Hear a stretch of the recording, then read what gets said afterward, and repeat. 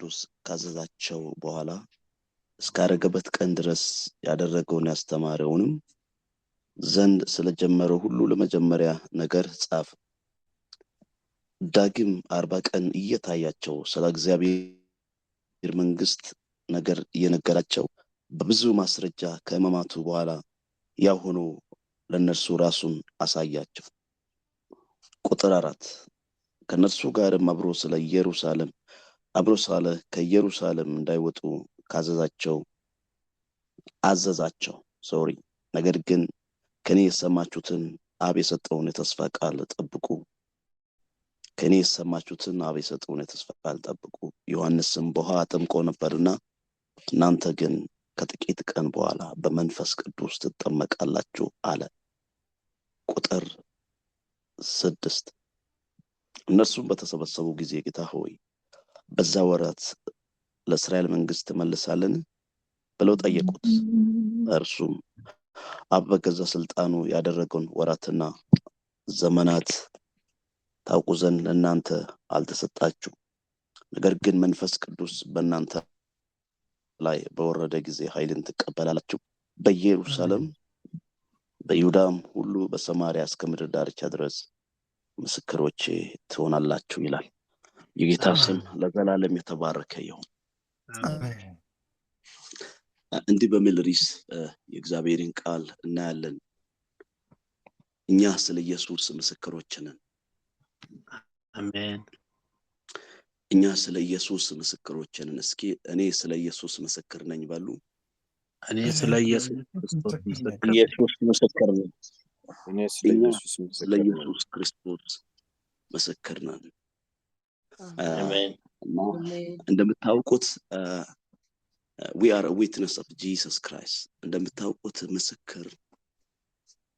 ምስክር በስጋው ዓለም ስታዩ ምስክር የሚባለው በዓለም ባለው ምስክር ስታዩ የሚገርማችሁ በየትኛውም ፍርድ ቤት ብትሄዱ፣ በየትኛውም ዓለማዊ ነጩ ጋር ጥቁሩ ጋር ብትሄዱ ፍርድ ከመፈረዱ በፊት መጀመሪያ ምስክር ነው የሚጠየቀው። በዓለም ላይ 3 ምስክሮች ናቸው የሚጠየቁትና ምስክሮቹ በሚገባ በአይናቸው ያየውትን ነው የሚመሰክሩት። ብዙ ጊዜ ምስክሮች የሰሙትን አይደለም የሚመሰክሩትና በአይናቸው ያዩትን ነው የሚመሰክሩት ማለት ነው። ትክክለኛ ምስክርነት ይሰጣሉ። ይሄ ሲሆን አይቻለሁ እኔ ምስክር ነኝ ብሎ ይሰጣሉ ማለት ቃላቸውን ነው የሚሰጡት። የኛ ግን እንደዛ ምስክሮች ሳይሆን የተለየ ነው። እኛ የተለየ ነውና እናንተ ኢየሱስ ይሄን ቃል የተናገረው ጌታ ኢየሱስ ነው። አስታውሳችሁ እንደሆነ ይሄን ቴዎፍሎስ ነው የጻፈውና መንፈስ ቅዱስ በወረደ ጊዜ ኃይልን ትቀበላላችሁ፣ ኃይልን እስከምትቀበለው ድረስ ከኢየሩሳሌም አትውጡ እና አሁን እዚህ ጋር ኃይልን ስለመቀበል ይናገራልና እዛው ደግሞ ዮሐንስ ወንጌል ላይ መጨረሻው አካባቢ ስታዩ እፍ አለባቸው የእግዚአብሔርን መንፈስ ቅዱስን ተቀበሉ የሚል ነገር አለ። እፍ አለባቸው ኢየሱስ መንፈስ ቅዱስን ተቀበሉ ይላል። እዚህ ጋር ደግሞ መንፈስ ቅዱስን እስከምትቀበሉ ድረስ ከኢየሩሳሌም አትውጡ ይላል እና እዚህ ላይ 2 ነገር ታያላችሁ። በመጀመሪያው ዮሐንስ ወንጌል መጨረሻ ባለው ላይ እፍ ኢየሱስ አለባቸው እነሱም መንፈስ ቅዱስን ተቀበሉ ይላል። መንፈስ ቅዱስን ተቀበሉ። አሁን ደግሞ እዚህ ጋር መንፈስ ቅዱስን እስከምትቀበሉ ድረስ ከኢየሩሳሌም አትውጡ ብሎ ጌታ ማለት ይሄ ቃል ሲናገር ታያላችሁ እና አሁን እዚህ ጋር ጌታ ሊናገር የፈለገው ነገር አለ። ስለኔ ምስክር ልትሆኑ የምትችሉት መንፈስ ቅዱስ ከመጣ በኋላ የመንፈስ ቅዱስን ኃይል ካልተቀበላችሁ በስተቀር በራሳችሁ ናቹራሊ ባላችሁ ዕውቀትና ልምድ ኤክስፒሪየንስ ስለኔ ምስክሮች ልትሆኑ አትችሉም ይላል። እንዲህ ለማለት ነው ሰው በኃይሉ አይበረታምና በራሳችሁ ስለኔ ልትመሰክሩ አትችሉም።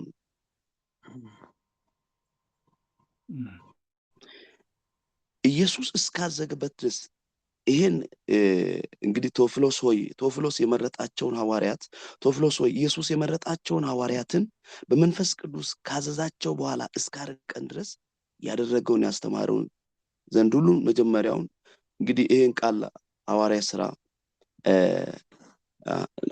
ሥራ ጻፈ ተብሎ ብዙ ጊዜ አንድ የግሪክ ሰው የተማረ ሉቃስ የሚባለው ጻፈ ተብሎ ነው ፊዚሻን ወይም ዶክተር ይሉታል እሱ ጻፈ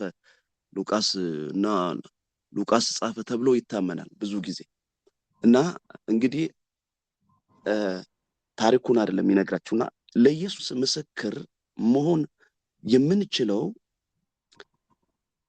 ጥቂት ነገሮችን ተናግሬ ነው የጨረሰው። ለኢየሱስ ምስክር መሆን የምንችለው ትንሽ 3 ነገሮችን እናገራለሁ ካለኝ ታይም አንፃርና ለኢየሱስ ምስክር የምንችለው ሰዎች መጀመሪያ የመንፈስ ቅዱስን ኃይል ከተቀበልን ብቻ ነው ለኢየሱስ ምስክር መሆን የምንችለው።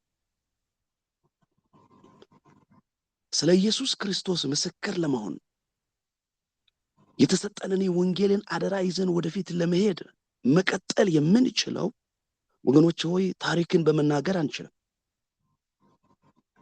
ወገኖች ሆይ ያለፉት ነገሮችን በመናገር ብቻ ስለ ኢየሱስ ምስክር መሆን አንችልም። እግዚአብሔር ባለፉት ዘመናቶች የሰራው ነገር ታሪክ ብቻ በመናገር ስለ ኢየሱስ ምስክር መሆን አንችልም። ስለ ኢየሱስ ክርስቶስ ምስክር ለመሆን በመጀመሪያ ኃይልን መቀበል ግድ ይላል ማለት ነው። እውነተኛውን የመንፈስ ቅዱስን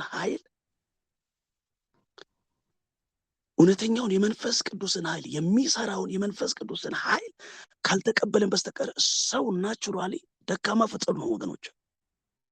ሰው በራሱ ኃይል መበርታት የማይችል ፍጡር ነው። ይሄ በእጃችን የያዝነው ወንጌል በደም የመጣ ወንጌል ስለሆነ ወገኖች ሆይ ታሪክ አይደለም።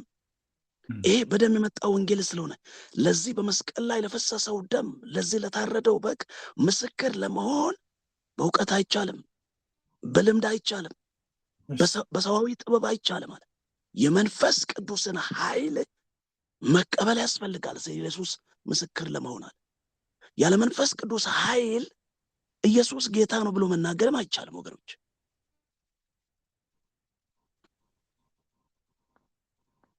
በመንፈስ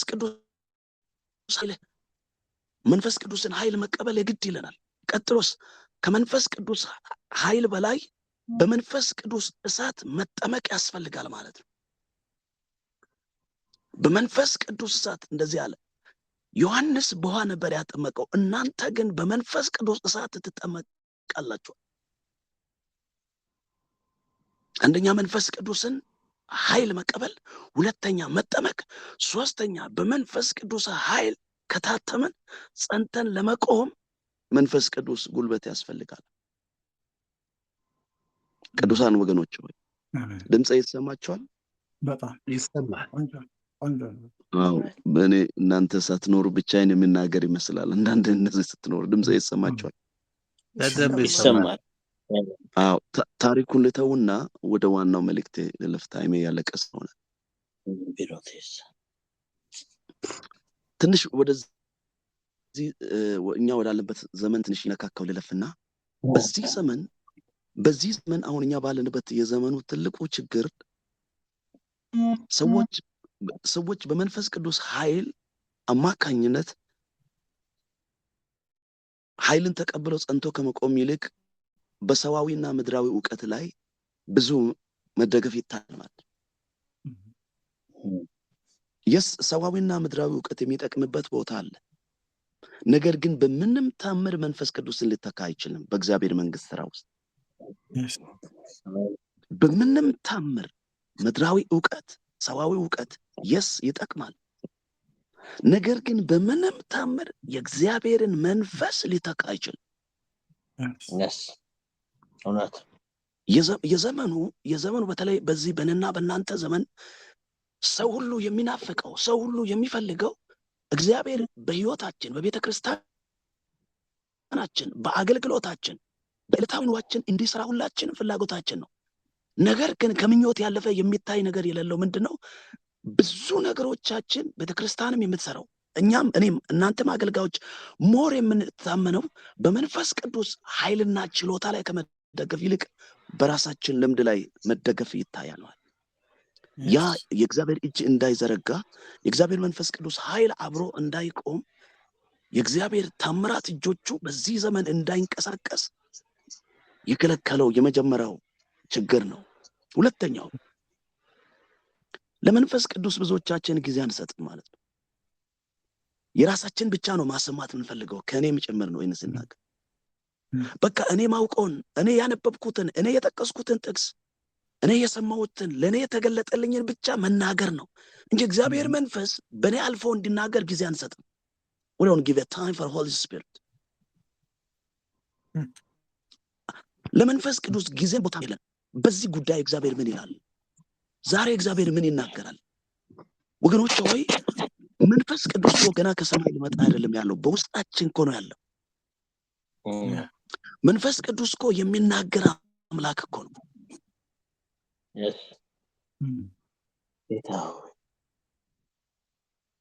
የመጨረሻው በህይወታችን፣ በኑሯችን፣ በአገልግሎታችን፣ በዕለታዊ እንቅስቃሴያችን ውስጥ ለመንፈስ ቅዱስ ዕውቅና አለመስጠትና መንፈስ ቅዱስን አለመጋበዝ። We don't allow Holy Spirit to minister us. መንፈስ ቅዱስ እንዲናገረን፣ መንፈስ ቅዱስ እንዲያስተምረን፣ መንፈስ ቅዱስ እንዲመጣ በውስጣችን ያለው የእግዚአብሔር መንፈስ ቅዱስ በውስጣችን ያለው እንዲናገረን ያለመፍቀድ ነው። የሚገርማችሁ መንፈስ ቅዱስ ጨዋ አምላክ ስለሆነ በምንም ሰዓት he doesn't force። መንፈስ ቅዱስ ፎርስ አያደርግም። ታውቃላችሁ፣ በጉልበት እንደው በጉልበት ምናምን አያደርግም። መንፈስ ቅዱስ ጨዋ አምላክ ስለሆነ አለ አምናችሁ ፈቅዳችሁ ዕውቅና ሰጥታችሁ ስትፈቅዱ ብቻ የሚሰራ አምላክ ነው። እጅ አጠማዞ አይሰራም።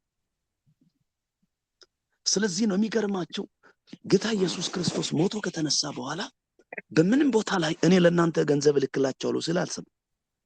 እኔ የእግዚአብሔር ልጅ ነኝ፣ አሁን ሞትና ትንሣኤውን አሸንፌ ተነስቻለሁ፣ በትንሣኤው አለ ዲያብሎስን ድል አድርጌያለሁ፣ ሲኦልን ድል አድርጌያለሁ፣ የሞትን መውጊያ ሰብሬ ተነስቻለሁና እኔ የእግዚአብሔር ልጅ ነኝና ዕውቀት ሰጣችኋለሁ አላለም። I will give you wisdom, I will give you knowledge, I will give you revelation አላለም። I will make you fame፣ እኔ ታዋቂ ያደርጋችኋለሁ አላለም። እኔ ዕውቀት ሰጣለሁ፣ ጥበብ ሰጣለሁ፣ ታዋቂ ያደርጋችኋለሁ፣ ስማቸው ይጨበጨባል አላለም። አደገኛ ነው አድርጎ አስምረው is a red line፣ ቀይ መስመር አድርጎ ያስቀመጠው you have to make sure, you have to be serious about Holy Spirit። ስለ መንፈስ ቅዱስ ተጠንቀቁ አለ። አይታችሁ እንደሆነ በብሉይ ኪዳን እግዚአብሔር በነቢያቶች ይናገር ነበረ። ምን ያለ?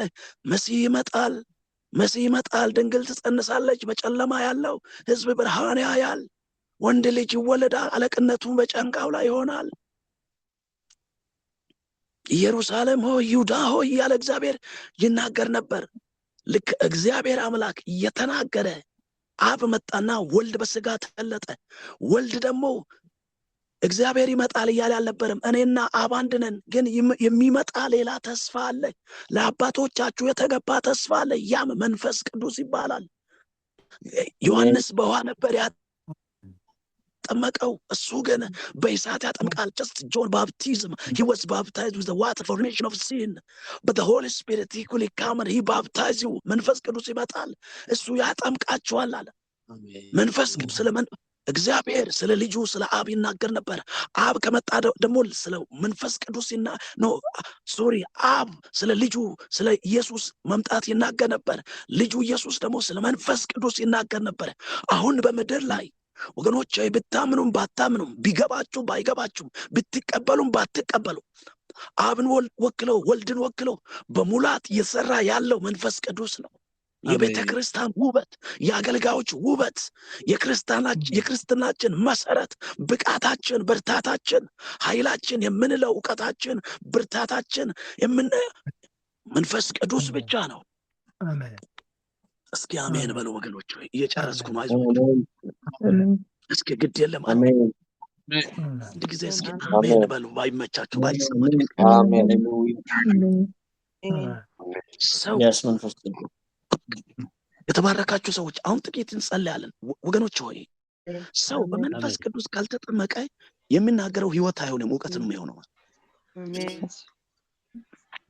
ሰው በመንፈስ ቅዱስ ኃይል ካልታጠቀ በስተቀር በምንም በክርስትና ህይወት ተጽዕኖ መፍጠር አይችልም። በተጽዕኖ ስር ይሆናል። ስለዚህ መንፈስ ቅዱስ ወገኖች ሆይ ነገረ መለኮት አይደለም። Holy Spirit is not theology። ነገረ መለኮት ስለ መንፈስ ቅዱስ ላይ ያስተምር ይችላል። መንፈስ ቅዱስ ቴዎሎጂ አይደለም። ሁለተኛ መንፈስ ቅዱስ ወገኖች Holy Spirit is not teaching። መንፈስ ቅዱስ ትምህርት አይደለም። ሰው ስለ መንፈስ ቅዱስ ላይ ያስተምር ይችላል። ሶስተኛ መንፈስ ቅዱስ ወገኖች ሆይ Holy Spirit is not history። መንፈስ ቅዱስ በሐዋርያት ዘመን በነቢያት ዘመን ወገኖች ሆይ መንፈስ ቅዱስ በነ ጳውሎስ ዘመን በነ ጴጥሮስ ዘመን ሰርቶ ያቆመ አይደለም። ታሪክ አይደለም። ዛሬም ኃይል አለው። ዛሬም ይሰራል። ዛሬም ይዳስሳል። ዛሬም ይናገራል። ዛሬም ይሞላል። ዛሬም ይቀባል። ዛሬም ያነሳል። ለተዘጋጀ ልብ መንፈስ ቅዱስ ዛሬም ቃል አለው። አሜን። ስለዚህ መንፈስ ቅዱስ ወገኖች እሳት አይደለም። እሳት ሆኖ ሊመጣ ይችላል። መንፈስ ቅዱስ ውሃ አይደለም። እንደ ውሃ ሊመጣ ይችላል። መንፈስ ቅዱስ ወገኖች ኃይል ብቻ አይደለም። is not only power። ኃይልን ይሰጣል። እሱ ግን ኃይል ብቻ አይደለም፣ ከኃይል ያለፈ ነው። ስለዚህ መንፈስ ቅዱስ ትምህርት ካልሆነ፣ መንፈስ ቅዱስ ታሪክ ካልሆነ፣ ድሮ የቀረ ካልሆነ፣ መንፈስ ቅዱስ ነገረ መለኮት ተብሎ ሰዎች አስተምሮት የሚተውት የቀረ ነገር ካልሆነ፣ ዛሬም የሚሰራ ከሆነ መንፈስ ቅዱስ ስብዕና አለው። he's a person። ስብዕና አለው። ያዝናል፣ ይቆጣል፣ ይራራል፣ ይናገራል፣ ይዳስሳል፣ ይቀባል። ዛሬ መንፈስ ቅዱስ ይሰራል። መንፈስ ቅዱስን መቀበል አንድ ጊዜ ነውና በኢየሱስ ክርስቶስ አምኖ የዳነ አማኝ የተኛው አማኝ መንፈስ ቅዱስ አለው በውስጡ። መንፈስ ቅዱስን ተቀብሏል። ግን መንፈስ ቅዱስን መሞላት የዕለት ጉዳይ ነው ወገኖች። መንፈስ ቅዱስን መቀበል ጌታ ኢየሱስን እንደ ግል አዳኝ አድርጎ ያመነ ክርስቲያን ወይ ያመነች ክርስቲያን አንድ ጊዜ መንፈስ ቅዱስ አለው። ለቤዛ ቀን የታጠመበት መንፈስ ቅዱስ አለው። ነገር ግን መንፈስ ቅዱስን መቀበል የዕለት ጉዳይ ነው።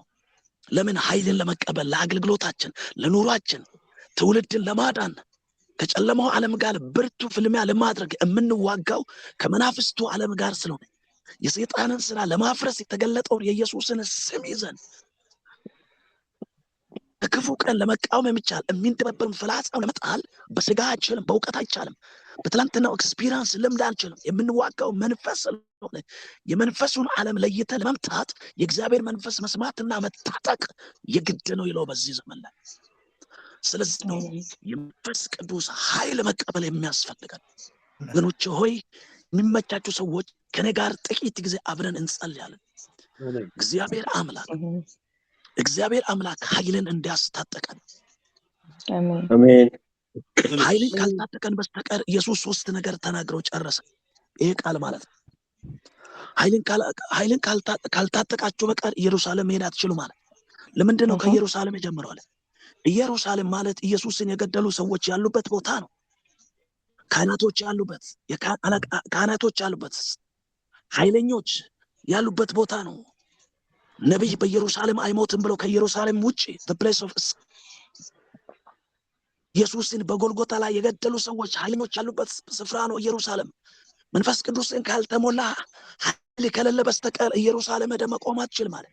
ሰማርያ የሕግ ከተማ የድብልቅ ሕዝብ ያለባት ዮሐንስ ወንጌል 4 ላይ ታውቃላችሁ። ያቺ ሰማርያ ሴት የፈለገ ኃጢአት እየሰሩ በየያዕቆብ ጉድጓድ ውሃ እየጠጡ በዛ ተራራ ላይ መስገድ ይቻላል። ድብልቅ ሰው ያለበት ይሁዳና የአይዛቦች ተደበላልቆ የሚኖሩበት የኃጢአት ከተማ፣ ብዙ አመንዝራዎች፣ ሞራል ፍላሪቲስ፣ ብዙ ሰካራሞች፣ ድራንከርስ ያሉባት ከተማ ናት። ሰማርያ ላይ መቆም አይቻልም ኃይልን ካልተቀበለ።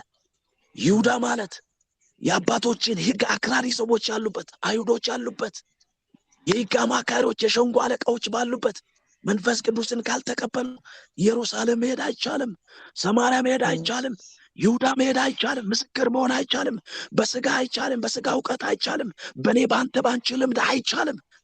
የምንዋጋው መንፈሳዊ ዓለሙን ለመጣል፣ ኃይለኛውን ለመጣል፣ ለመቅጣት፣ ነፍሳትን ለማዳን፣ የእግዚአብሔርን ክብር ለማየት ያለ መንፈስ ቅዱስ ኃይል አይቻልም።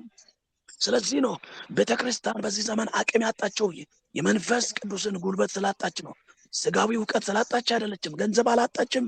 ህዝብ ቁጥርን አላጣችም። we have a measure። ነገር ግን ኃይልን ነው ያጣ። ወገኖች ሆይ ይሄ ኃይል ለዚህ ኤክሌዥያ ያስፈልጋል። ይሄ ኃይል ወደፊት ለመቀጠል ያስፈልጋል። ይሄ ኃይል ተጽዕኖ ለመፍጠር ጫና ለመፍጠር ያስፈልጋል። ይሄ ኃይል ታምራትን ለማዳን ያስፈልጋል። ታምራትን ለማድረግ ይሄ ኃይል ከጨለማ ወደሚደነቅ ነፍሳትን ለማምጣት ለመናጠቅ ያስፈልጋል። ይሄ ኃይል ብቻውን ይሰራል። መንፈስ ማይኮቻችሁን ክፈቱና ከኔ ጋር እንጸልያለን።